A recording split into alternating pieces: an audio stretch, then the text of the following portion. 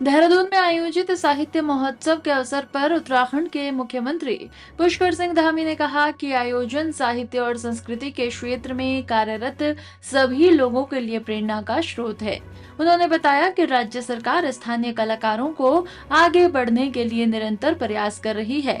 CM Dhami ने कहा कि ऐसे सांस्कृतिक मंचों से युवा प्रतिभागियों को अपनी कला प्रदर्शित करने और आगे बढ़ने का अवसर मिलता है। हमारा देवभूमि उत्तराखंड ये साहित्य का, संस्कृति का एक बहुत ऊर्जा भूमि है, उर्वरा भूमि है।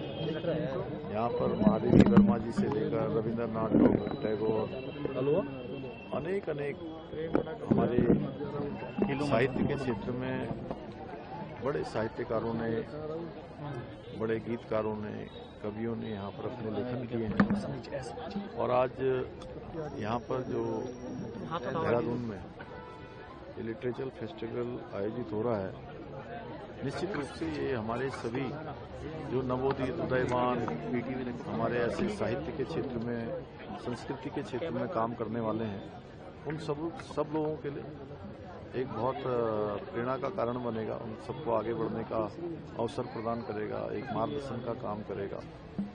और हम राज्य सरकार की तरफ से भी अपने साहित्य प्रेमियों को, साहित्य को, संस्कृति को, हमारे स्थानीय कलाकारों को आगे बढ़ाने के लिए निरंतर काम कर रहे हैं।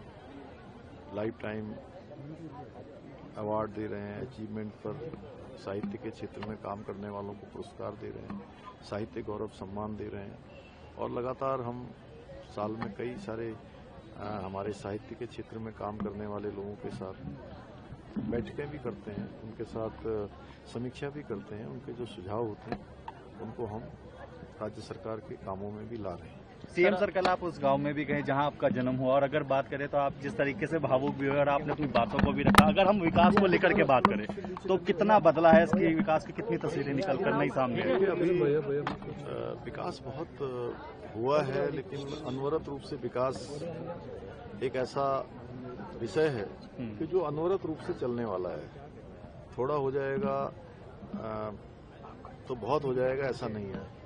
बहुत हो जाएगा, बहुत हो गया, ऐसा नहीं है।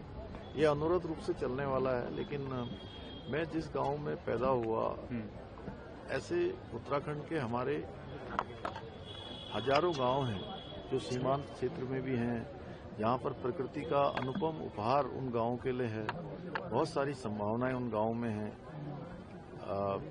बागवानी के क्षेत्र में है, हमारे फल उत्पादन के क्षेत्र में है, कृषि एग्री टूरिज्म के क्षेत्र में है। तो उन सभी पर हम लोग काम करेंगे। कुछ गांव हमने मॉडल गांव के रूप में बनाए हैं, जैसे चमोली जनपद का भराड़ीसैंण हमारी ग्रीष्मकालीन राजधानी के पास का गांव सारकोट गांव, आज वो एक मॉडल बनता जा रहा है। धीरे धीरे उसी तर्ज पर हम अपने पर्वतीय क्षेत्रों के, मैदानी क्षेत्रों के सभी गांवों को डेवलप करने की दिशा में काम करेंगे।